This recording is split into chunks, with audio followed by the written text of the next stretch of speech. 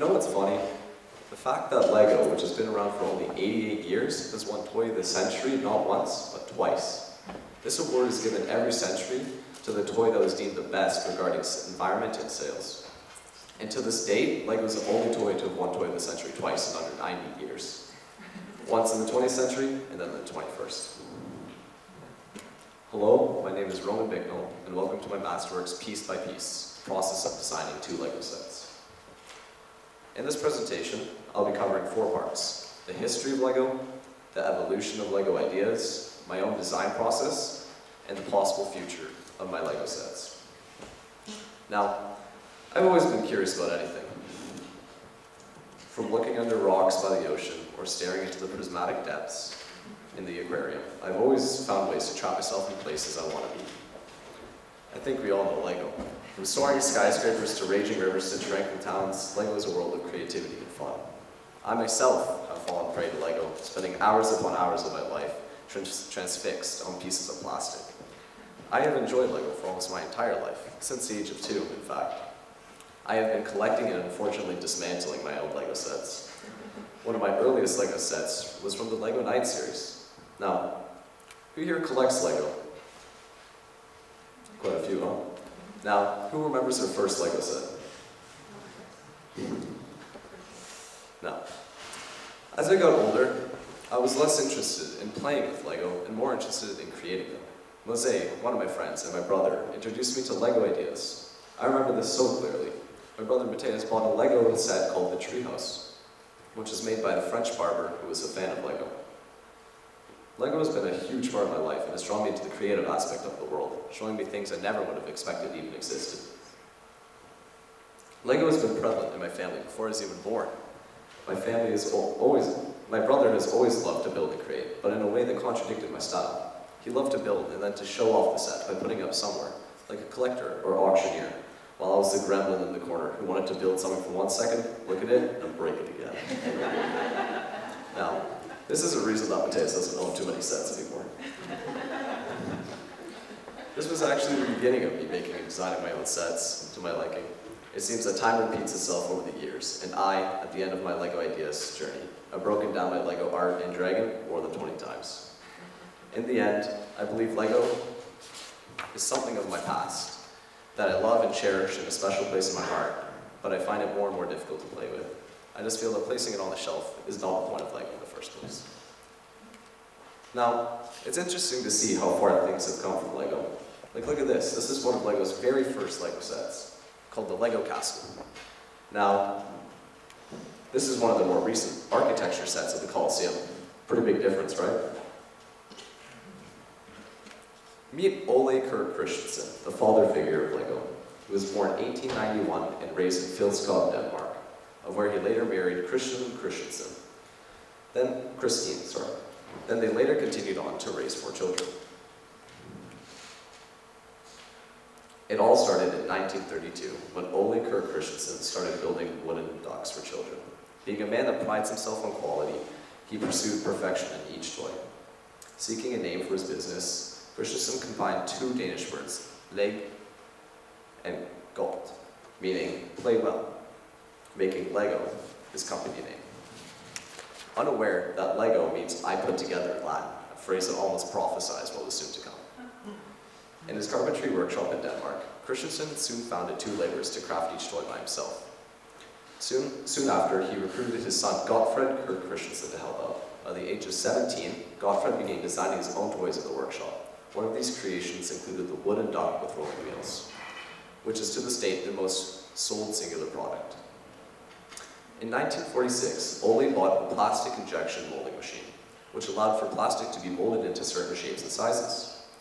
It proved to be highly profitable, as the Lego binding bricks, of which it produced, were the most sold commodity of all Lego products around the world.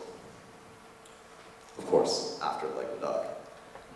Later, in 1947, Ole launched the first automatic binding brick, which is similar to the modern-day Lego bricks, but were less developed and had problem in locking with other bricks when used extensively. As shown, the modern-day bricks have 3 holes down the center, which allows them to bind better and suffer less with continuous use. And here's an example of the old 2x4 compared to the new.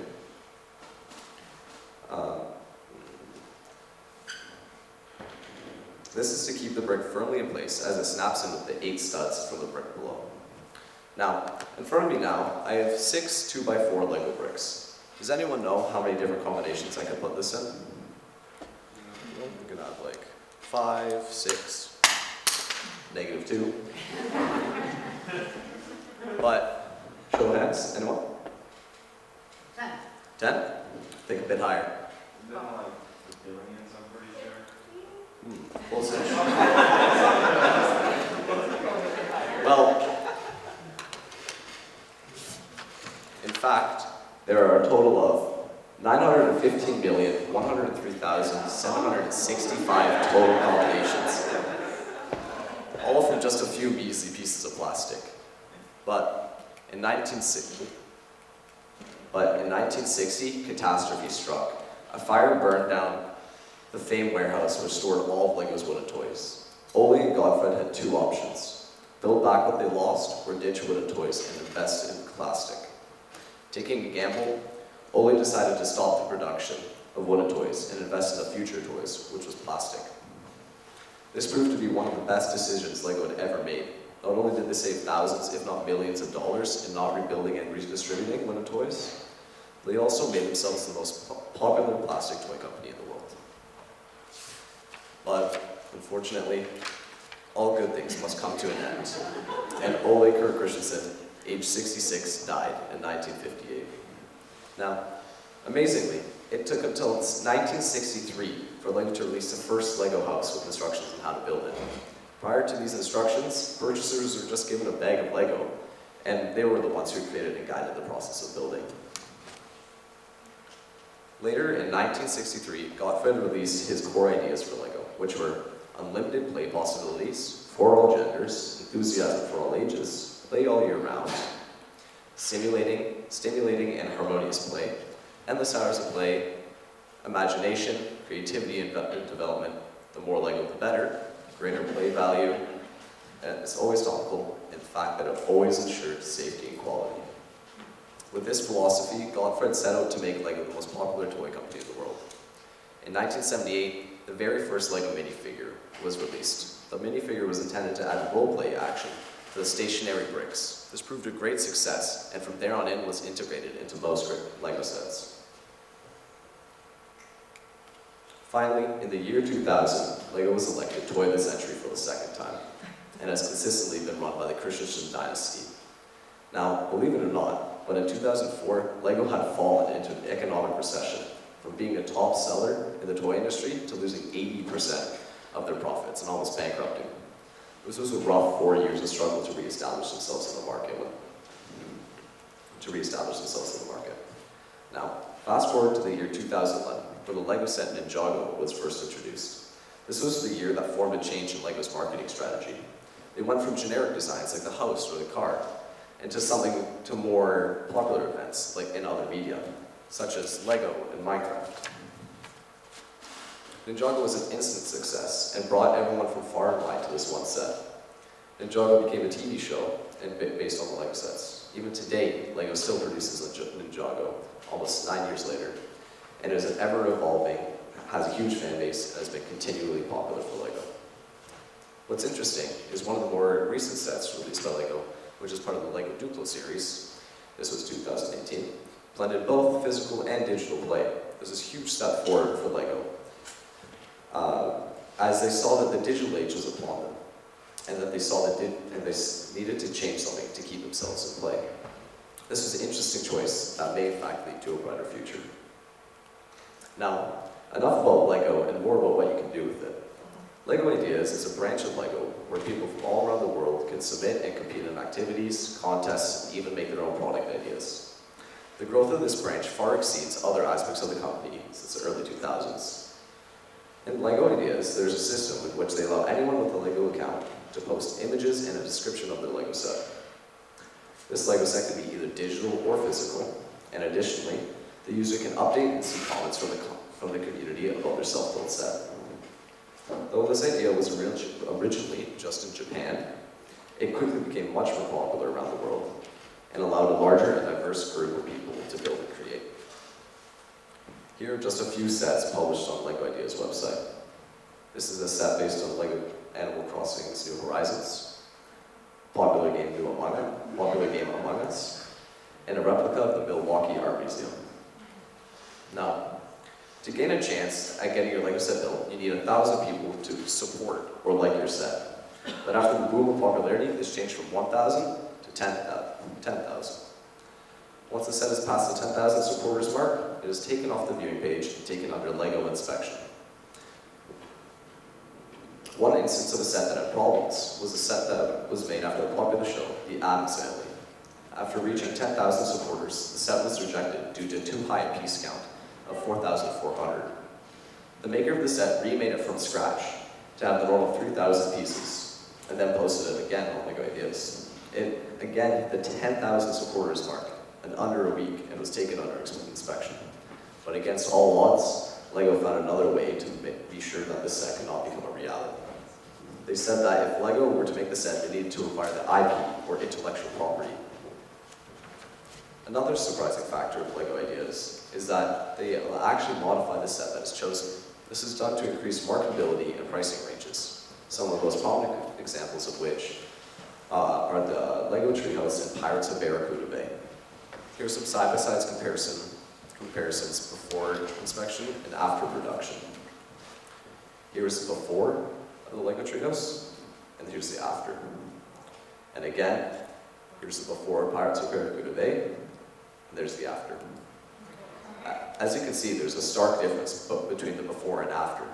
Once a Lego set has passed inspection, it will be made into an official product of Lego, and the building/designer gains around 1% of the total net profit from the set they built. This average is around $5,000 to $15,000, depending on how well the set does. This is genius of Lego. They put incentive and competition into a community that loves to show off their work and to build. They basically get free labor that was also increasingly competitive, meaning that people would strive to be more creative and to market their set even better by publishing it and hoping that it would be made into an official product. I personally believe that LEGO Ideas will keep LEGO relevant for a long time, and is great for keeping longtime lovers like me of the LEGO still excited about it. This is an inescapable conundrum that LEGO faces, which is the fact that people grow up. But if you allow these people who have grown up building LEGO City, Ninjago, and even Star Wars to have another platform for building, it means that they will continue on building. Now they will create more mature and intricate sets, and join a community of people with similar interests. There is also the alert that these people can make a set themselves that one day could be published by LEGO. Now, some may ask, isn't what LEGO is doing, isn't it unethical? Technically, it's free labor for them, right? And it's partially correct. You see, LEGO Ideas is an ingenious way of getting fresh new ideas and to prevent stagnation inside the company. Because out of all the sets that they reviewed, they selected very few of them. And only 1% of the profits go to the creator of the set. LEGO makes a huge profit and increases its popularity substantially because LEGO Ideas brings in an older audience. This might seem unethical, but on the flip side, the creators and builders of LEGO sets love to build. And the reason that they're still loyal to LEGO after all these years is because of the passion that they have for it. It pays for itself, they say, which is a very interesting way of thinking. They aren't building for money, but building instead for the love for the product. This is why I say that without a doubt, LEGO Ideas is the future of LEGO. Now, while the history of LEGO is so interesting, it's time to see what we've all been waiting for. I have built 2 sets over the course of this year, and with many drawbacks and failures, I present to you my LEGO creations.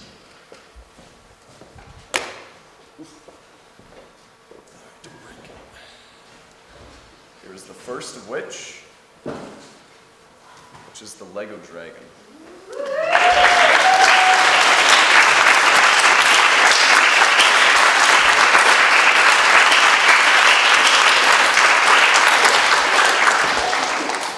Fortunately, it's speed of 12. Now you may be asking, Now you may be asking, why the white bricks? Why not use color and make the dragon pop out more?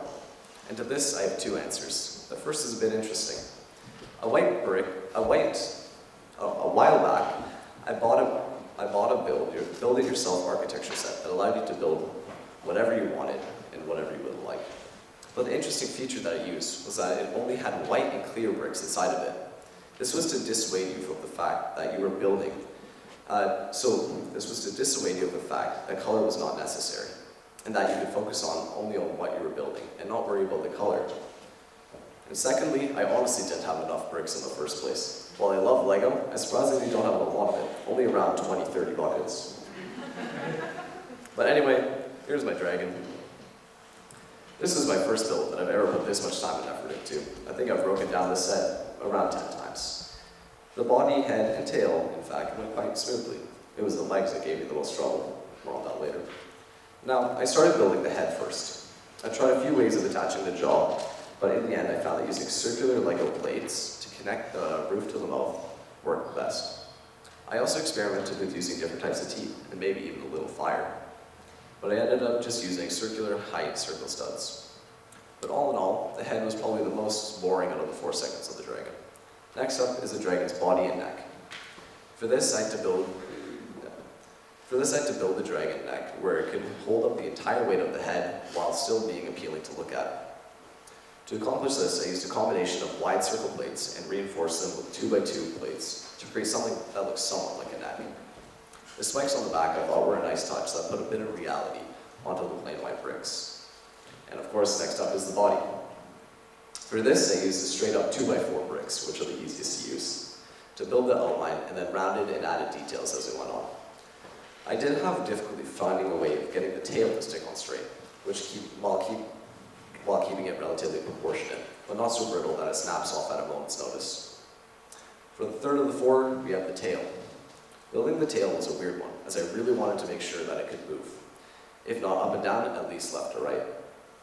After a bit of planning and experimental building, I came up with a solution.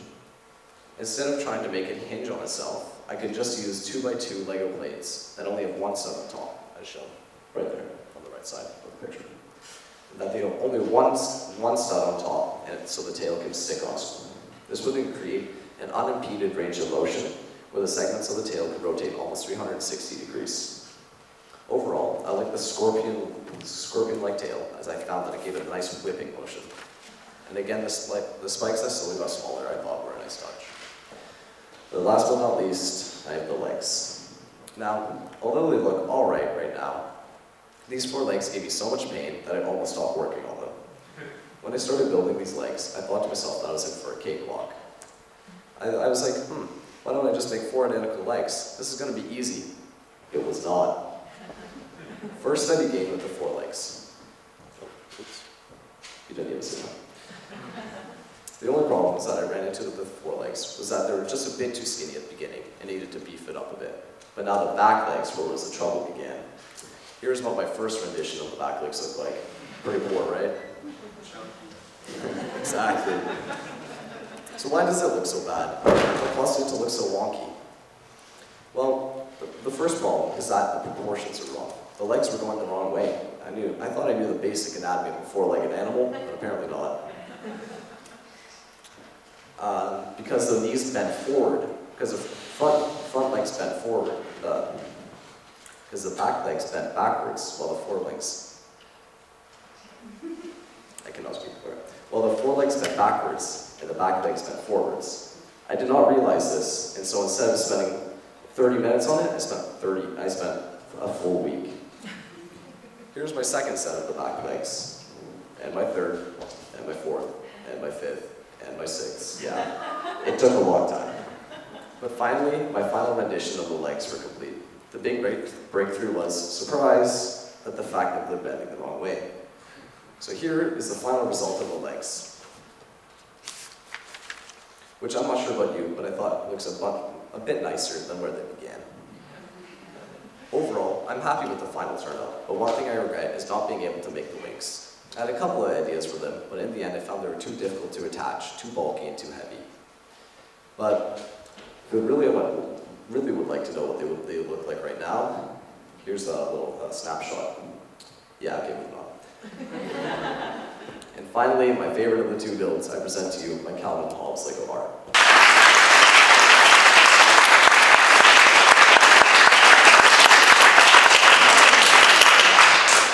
I wish I could stand it up, but it's not quite safe. Of course, after this, you can come up and look at the after presentation. Now, this genre of Lego is actually quite new, and it's only 1 year old, but they've already produced many sets, some of them being Iron Man and the Beatles. It takes the concept of pixel art and applies it to Lego, but not in the way that you think. Instead of using traditional Lego bricks, it takes small Lego studs and places them on a plate in any arrangement you wish to achieve what is basically Lego pixel art. I love making this one, as ever since I was a wee little lad, I always thought pixelated games were super cool. When I had spare time, I would always attempt to make pixel art on websites and cross my fingers I didn't get any viruses. So when I had the chance to make real-life pixel art, I couldn't wait. It was maybe the harder of the two, but for reasons I may not think. Now, of course, the first thing that I did for building this was to find a base plate that was large enough for me to allow some leniency for my build. You see, that was the biggest problem that I faced at the beginning, or at least at first. But you could change the size of the base plate, but you could not change the size of the Lego studs. This was a huge revelation that I luckily learned early into the build, allowing me to change how I built. As seen, I was doing two things wrong. I was trying to build from the center out, and that I was building it too small. While building, I took some knowledge from the Lego Iron Man art, which is assembled in pieces and then put together, rather than building the whole thing at once. This allowed me to focus on more specific sections of the build, and allowed me to pace myself in a healthy way. I took this challenge in 4 parts. The first one being the top left. This included Hobbes' upper half, and was by far the easiest to build, as it was simplistic and didn't have a lot of color shift or blending. Next up, we have the top right, which was just the top of Calvin's head. But while it had the least amount of Lego studs, it was as a whole much more difficult to build due to the lack of room and excessive amount of detail in his hair. See, in making the hair, you want to show that they have a lot of it. But how do you do this if you lack both space and an inability to create fine details? The solution? You cheat. You have to create the illusion that it's there, but really isn't. By placing black studs in seemingly random places, it allows the viewer to change their perspective and think, yeah, I know it sounds stupid, but it works. Next up is for the third quarter. I had to take a step back and think. The first 2 quarters were relatively easy, with little interference and lots of open space. But with the quarters starting to become one big picture, you start running into problems. Mainly, space constraints. Combine this with lots going on in the picture, and you have to find a way to get all the colors in while still making it recognizable. This is where I started losing hope that this was possible. But I didn't want to throw it away after all the time I spent on it. So I stuck with it, and while it turned out a bit messier than I would have liked, I found that the wheels in the car were all right. Although it is difficult to see Hans' hand until you've taken a closer look. And finally, last but not least, is the 4th quarter. This was by far the messiest of the 4 quarters. It just had so much that had to be put in it. Hobbes' feet, Calvin's shirt, arms, hands. Also, something that I haven't really touched on is how hard it is to blend and contrast colors, especially when they're on Lego studs. I swear, it's the most painful experience when you go buy pieces online for a decent price. You go to checkout and you find that there's $75 added for shipping. And then when you've waited 2 weeks for them to arrive, you realize that you ordered the wrong colors. But afterward, this doesn't look like a completed project. Where's the background? Well, I actually didn't realize that I needed a background for a while. A whole month passed before I was like, this looks kind of bland. So I got all the studs and got back to building. I first completed the ground, which was actually quite easy to build and required very little effort. And then I started creating the backdrop. I used these studs that were called Azure Blue, but as I was going, I was quickly realizing that I had way too little, maybe around 500 short. I didn't have enough time to order more, so I decided to come up with something fast, and then it hit me. What if I used a secondary color, like in the Iron Man set? So I set to work placing light gray studs amidst the light blue to give a small amount of contrast. And I ran out of studs again. So what can I do? Think. I got it. What if I cheat again? And just make a sign at the top, right, that just says Calvin and Hobbes. And with this idea, I was barely able to scratch the point of completion. In the end, I had a grand total of 1 gray stud left and 0 light blue. Close, if you will.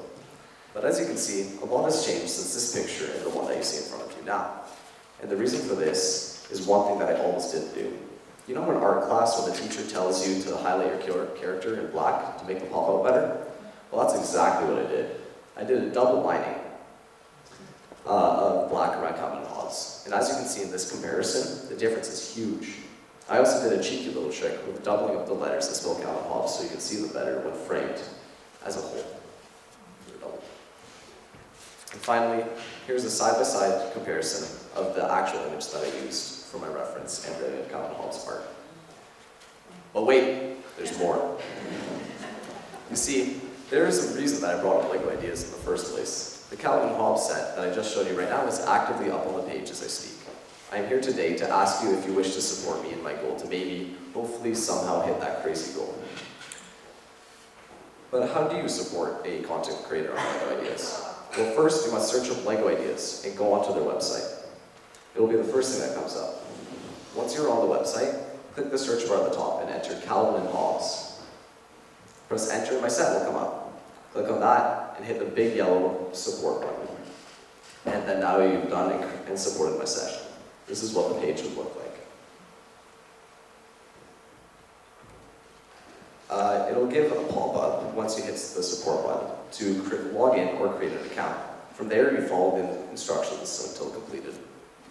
This would mean so much to me, and I would really appreciate it if you did this. But alas, all good things must come to an end. And I would personally like to thank Amanda, my advisor, for someone staying with me throughout the year, continually finding out that I haven't done anything in my Masterworks for a full month.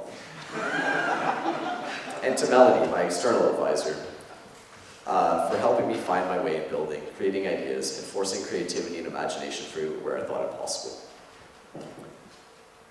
And I would also like to thank my parents for keeping me on track as I would walk into the room and find that I was not, in fact, working on my Masterworks for 2 hours. Sorry. And finally, although he isn't here in person, I would like to thank Jose for all the support and advice given to me throughout the year over call. So for all of this, I wish to say thank you.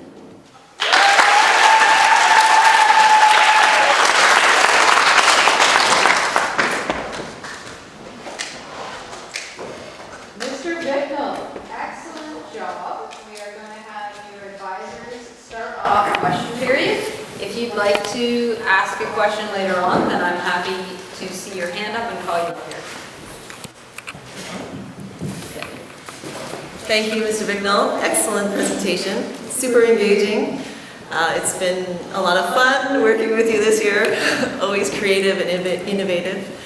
Seeing your designs in reality, I've seen many pictures of them, but I am very impressed with how they turned out. So congratulations. My question for you is about Lego as a company. Throughout the history, we've seen that they're always innovative, forward-thinking. They've won many awards. So in 2021, how can they justify being a plastic toy? That's actually a good question, but before I answer it, I must do something that I almost forgot. Alright, anyway, it's a good question because the fact is, it's only plastic. You order it, it's only plastic. Everything's wrapped in plastic, and what's inside? More plastic, right? So, the fact is, though, Lego is something that isn't something that is thrown out. Like, who here has seen plastic in the garbage can? Really? Not plastic, sorry, Lego in the garbage can. Really? Damn, what kind of monster throws away the Lego? Right? And Lego as plastic is actually passed down and given away to other people rather than thrown out, which I thought is something that I don't think was planned, but just due to the fact of how expensive it was, that the fact that it's given away, I think justifies the fact that there's never going to landfill, or almost never does at least. They've won awards for environmental aspects too. So do you think there's plans to use recycled plastic perhaps, or? I know that they're trying to make more plans about using renewable energy for their product plants and stuff like that, but as a whole, in the plastic itself and the bricks, I don't think that they've used any kind of specifications for that just yet. One more question.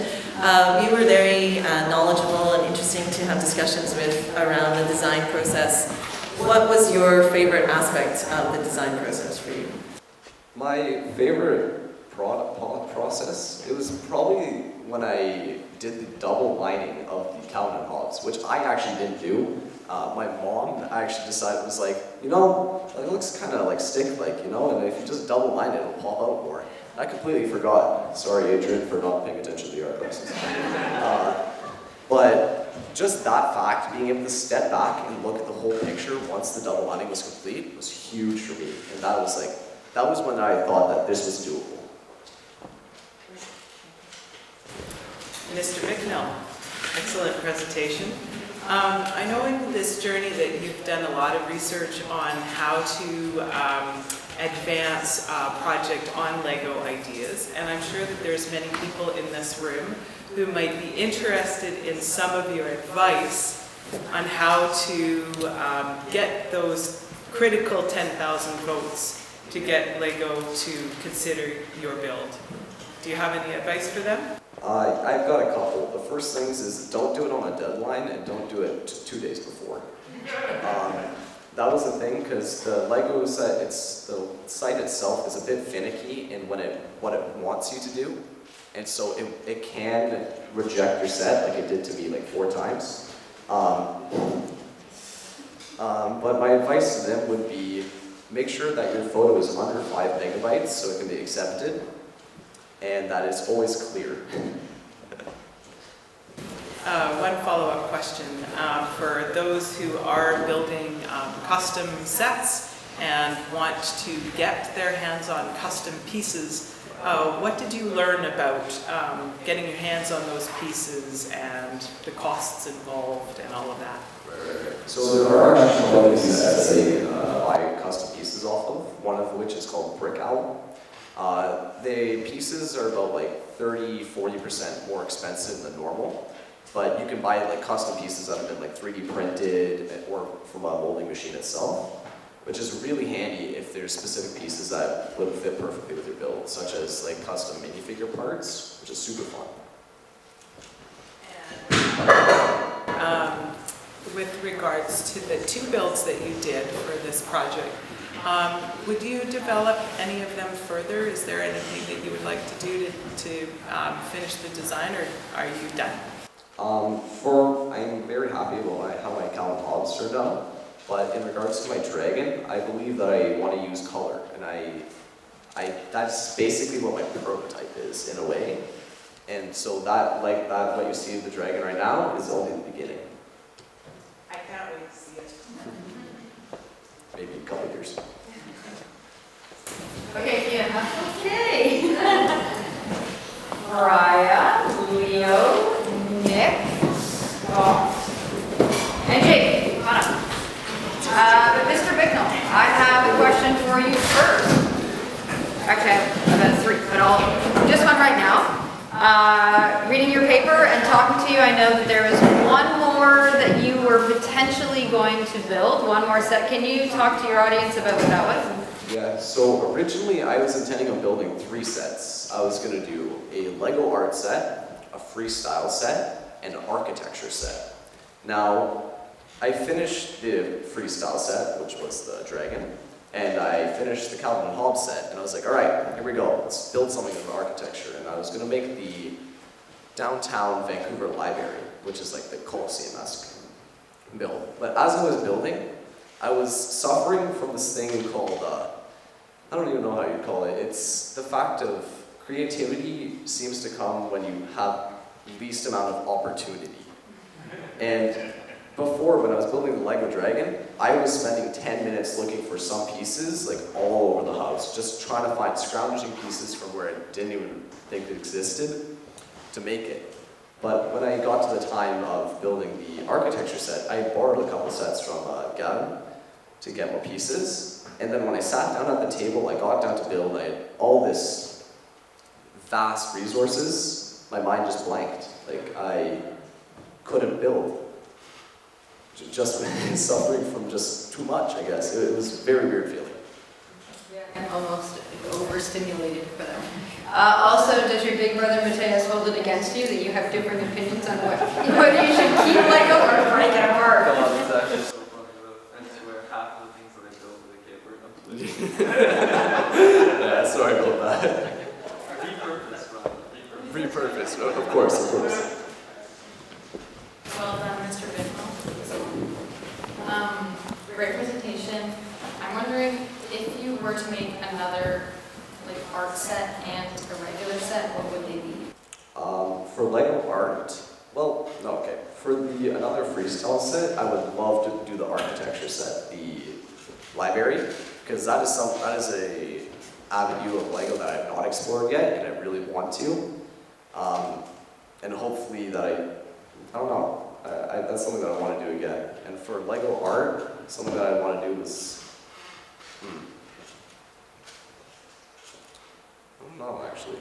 I think I want to do a more close-up image of something, like the Iron Man set. It was a close-up of his face, because I found in building that Lego art set right there, it was so hard to fit in details, just because you can't change the size of the stud itself.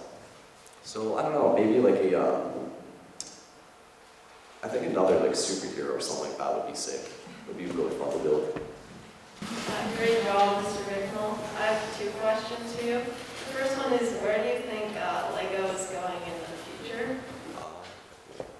Well, that's an interesting question, because the digital age is upon us. And Lego is a very tangible, physical structure that you use. And while it could be seen as a novelty, I think that it will rotate out of popularity if they don't do anything soon. So I thought an interesting way that Lego did this was in their Lego Duplo sets, which are meant for younger kids. They allowed a version that you can interact through your iPad with the bricks, and then the bricks will like animate and stuff like that, and you can see things that aren't there, which is an interesting aspect that I'm interested to see if it does well or not. My second one is, what is your favorite Lego set?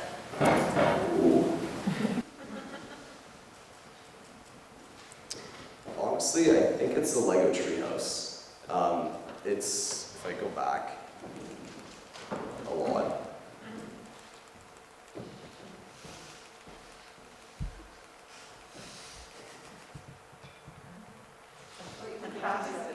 There's a better photo. We're going back to the beginning. And there we go. Okay. The Lego Treehouse itself is gigantic. It's whatever. It's like this tall. It can be converted into summer and fall leaves. It's really cool. And just the fact that it's like some guy over in France just built this, and now everyone can use it. It's just such a cool concept to me. And there's also a bunch of hidden features in it that I found are cool, like some scissors underneath the bed. He's a barber, by the way.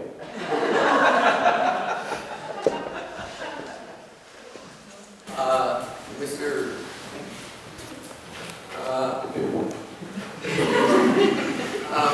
Would you ever think about like doing this as a career, like building Lego? Funny enough, I actually never thought about that somehow. I think it would be really cool, but as I was saying later, building the sets is really fun, but I'm not sure what to do after they're done. Because I'm finding, as I said before, it's harder for me to play with them now, and that I don't like the fact of just putting them up for not use. So maybe it'd be a really cool job in a way.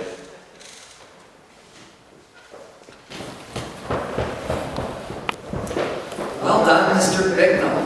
Thank you for bringing Lego back into my life. I know this is a generational thing, and before I take a few questions from our remote audience, I just want to ask you, in your family, was this something that you feel like was generational?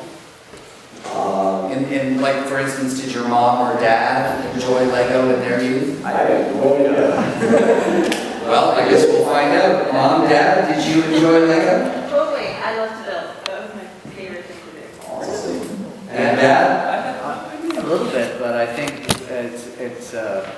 exponential. The next generation down, they just went to another level. Gotcha. Nice. All right, well, your good pal Jose is watching you live right now as we go through our Masterworks week here.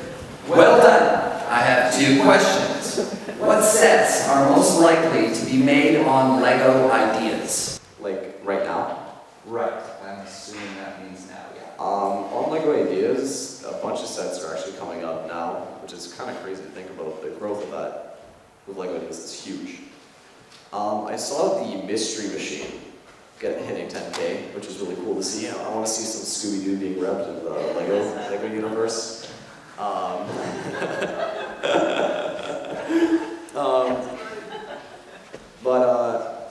Otherwise, what's another artistic that I always saw? Oh, I saw one that was, it was called The Floating Castle, and it was this thing called Tense Gravity that I was using, and it was 2 sets that basically looked like they were levitating above each other, using only very thin strands that somehow kept it up. No idea how. Whatever the hell tense gravity is.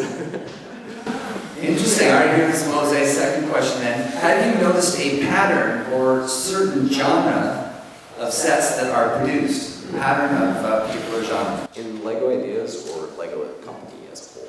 Let's go with ideas. In Lego Ideas, I feel that a very popular thing is to just build something that everyone knows about.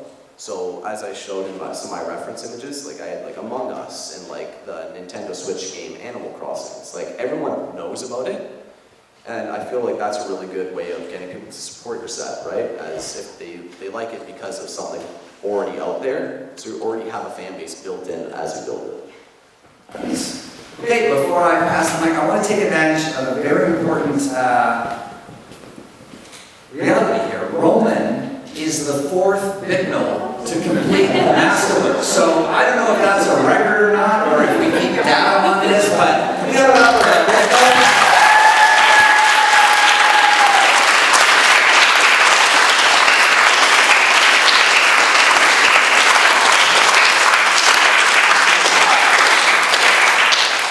We've got time for 3 more questions. So, Adrian, Zen, and Cole.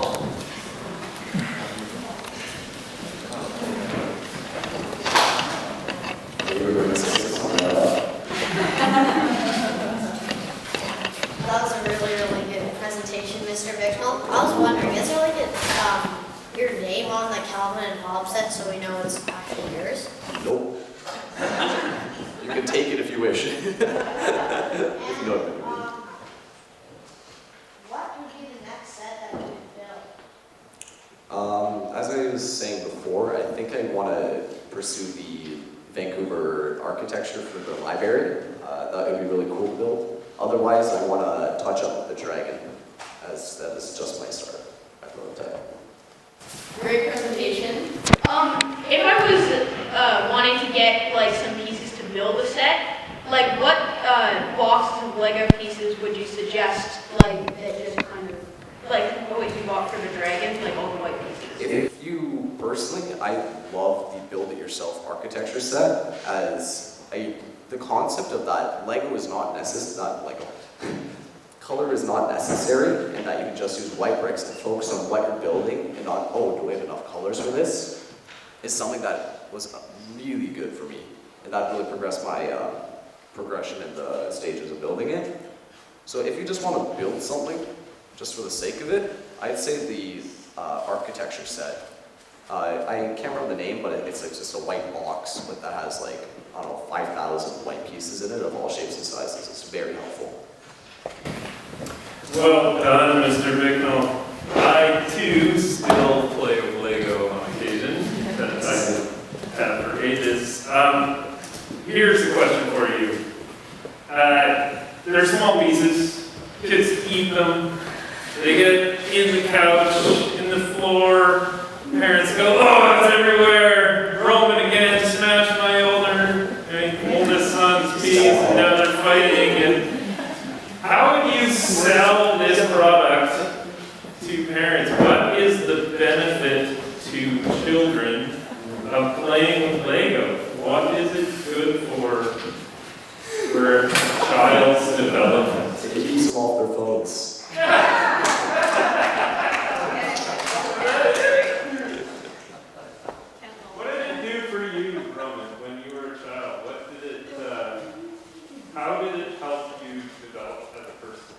aside from ingesting them, I